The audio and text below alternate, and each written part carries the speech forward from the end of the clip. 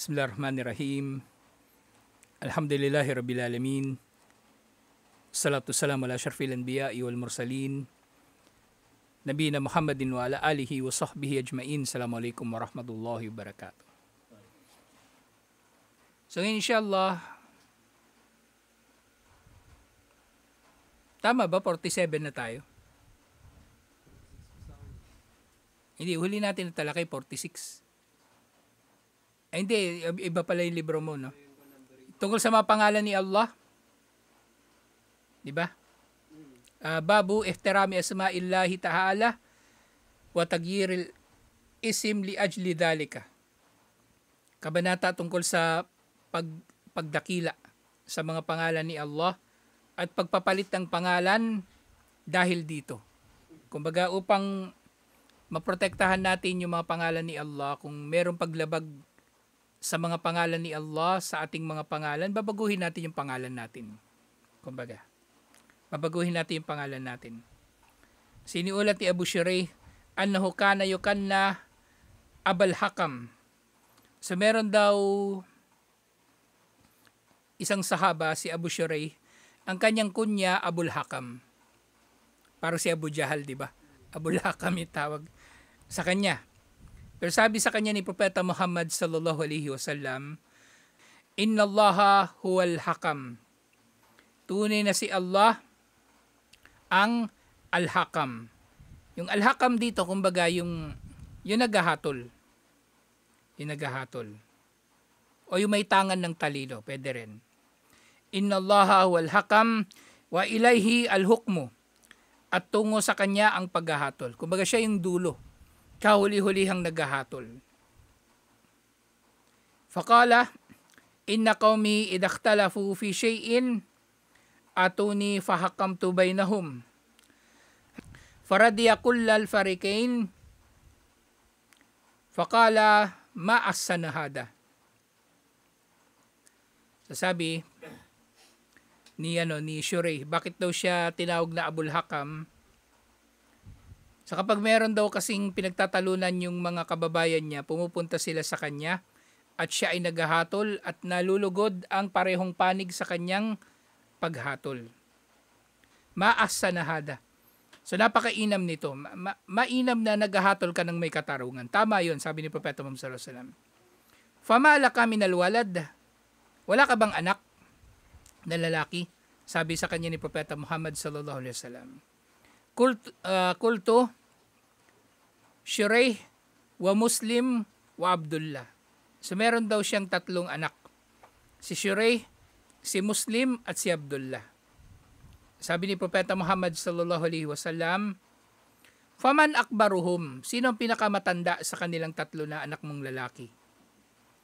Kultu Shuraih, sabi niya si Shuraih, kala fa anta Abu Shuraih.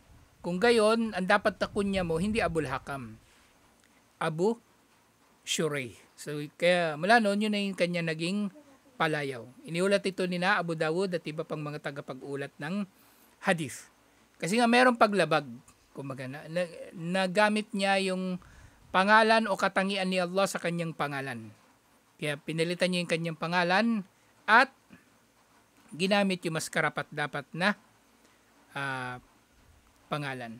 So yung kunya na tinatawag dito, yung kunya, di ba yung Abu o kaya Abu, tapos itatawag ka sa pangalan ng yung pinakamatandang anak na lalaki usually. So kung dito kay Shuraih, yung panganay niyang lalaki si Shuraih, so tinawag siyang Abu Shuraih. So yung kunya, al-kunya tu masadarat bi abin wa ummin. Ito yung pangalan na nagsisimula sa ab o Halimbawa, Abu Abdullah, tatay ni Abdullah, o Ummu Abdullah, nanay ni Abdullah. So dito, yung sinabi, Mama na qawlihi inna Allaha huwal hakimu wa ilayhi al-hukum. Tunay na si Allah, siya ang hakim o ang hakam, ang tagapaghatol at tungo sa kanya ang paghahatol. So sinasabi, ma'anal hukmu huwa alladhi idha hakama la yuraddu hakam pala ito. Ma'anal hakam huwa alladhi idha hakama la yuraddu hukmahu. Wa hadhihi sifa la yaliku bi ghairillahi ta'ala. Ang pangalan daw na Al-Hakam, kumbaga ang Al-Hakam ay ang siyang naghahatol na kapag siya ay naghatol, hindi pwedeng tanggihan ng kanyang hatol. Hindi pwedeng tatanggihan ng kanyang hatol. At ang katangian na ito ay hindi maaring magiging katangian ni numan liban na lamang ni Allah.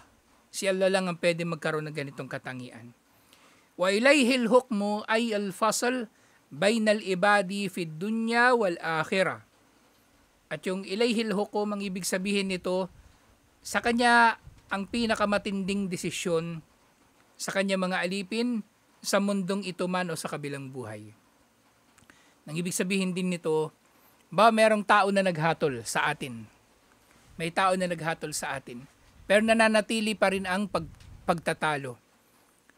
E di, kukuha tayo ng hatol ni Allah. Na gano'n naman talaga dapat. So parang hindi tayo paulit-ulit, paikot-ikot, kukuha tayo ng hatol ni Allah. Di ba? Wa in tanasa'tum fi shay'in farudduhu ila Allahi war Rasul. Kapag kayo ay nagtalo sa anumang bagay, ibalik ninyo ito kay Allah at sa kanyang sugo. Ibig sabihin, sumangguni kayo sa Quran at Hadith. So ganoon. Ganoon hatol. At kumbaga kung merong pinagtatalunan, ang paghahatol natin ay kumbaga ayon sa batas ni Allah. Kasi sa kanya natatapos yung paghahatol. Ma'asanahada. Anong ibig sabihin ng sinabi ni Propeta Muhammad sallallahu alaihi wasallam? Ma'asanahada, napakainam nito. Etong ma'asanahada, yung ano na ito, statement, hindi ito pananong. Kumbaga declarative ito. Napakainam, kumbaga. Parang ano yan, yung nabanggit ko na ito nung nakaraan. Ma'asanahadal mandar. Napakaganda ng tanawin na ito. Yun. Pero kung pag sinabi mo, ma'asanu hadal mandar, kumbaga parang ibig sabihin, may mas mainam pa ba sa tanawin na ito? Nagbabago yung kahulugan. Sa pagitan ng ma'asana o ma'ajmala at sa ma'asanu at saka ma'ajmalu.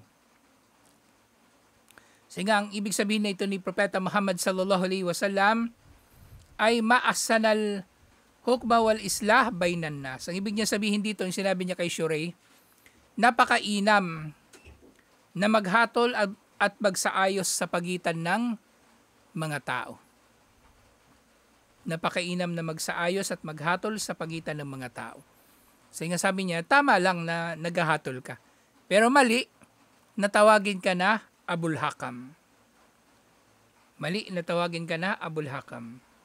Malladhi yuqadu min qawlihi fa anta Abu Shurey.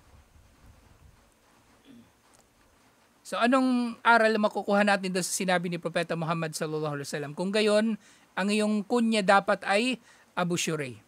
Yuqadu minhu taqdimul akbar minal abna lil kunya. So ang kunya, pinakamainam na gagawin mong kunya ay ang pangalan ng iyong pinakamatandang anak na lalaki.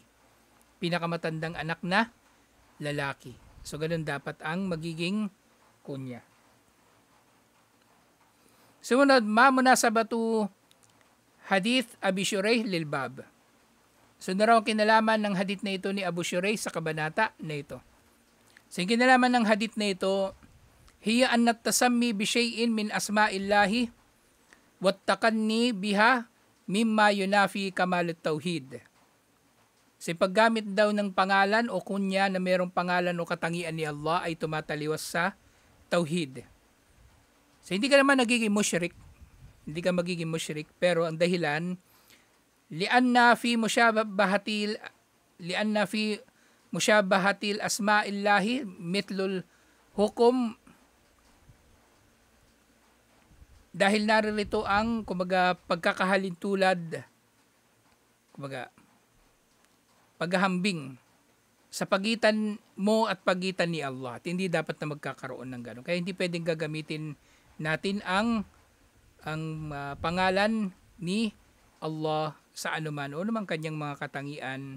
Alhamdulillah. So maikli lang din itong kabanata na ito. Alhamdulillah, tutuloy natin yung iba pang kabanata. Inshallah, sumunod na kabanata, babu man hazala shay'un fihi dhikrullahi awil Qur'ani awil Rasul.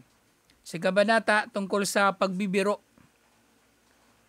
o kaya yung panglalait sa anumang bagay na naririto ang pagbabanggit kay Allah. Mga pangalan ni Allah nakasulat dito, nababanggit dito, o Quran nakasulat dito o nababanggit dito, lahat ng ito ay kufur o kawalang pananampalataya. Dahil ito ay napapaloob na sa panghahamak sa relihiyon at kabilang sa nawakidul Islam waliyad billah. Sa tutuloy natin ito inshallah. Assalamualaikum warahmatullahi wabarakatuh.